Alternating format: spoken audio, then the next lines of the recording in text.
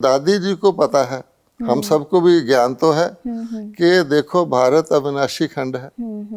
चाहे कितनी भी हम सेवा कर लें, चाहे चिल्ली की कर लें, न्यूजीलैंड की कर लें, अल्टीमेटली तो देवी देवता जो बनेगा वो भारतवासी होगा, क्योंकि भारत में देवी देवता थे।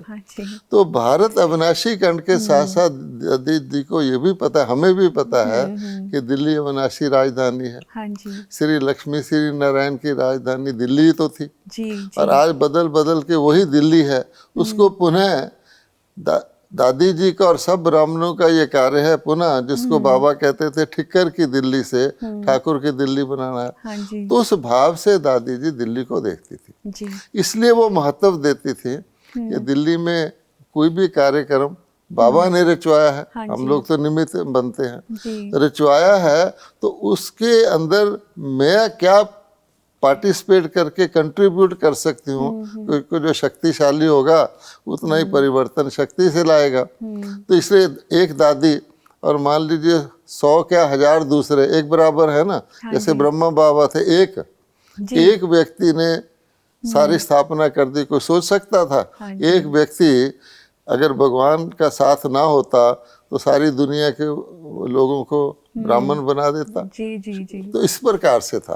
तो इसलिए दादी जी जब कोई कार्यक्रम हम उनके पास लेके जाते थे तो वो ये भी समझते थे कि ये दिल्ली का कार्यक्रम है, दिल्ली को राजधानी बनाना है, माउंट आबू हमारा स्पिरिचुअल हेडक्वार्टर है।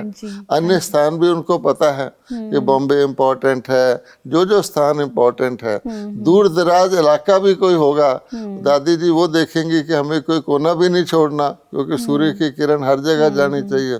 उस हिसाब से वो दिल्ली के प्रोग्राम को रेडीली एक्सेप्ट कर देती थी।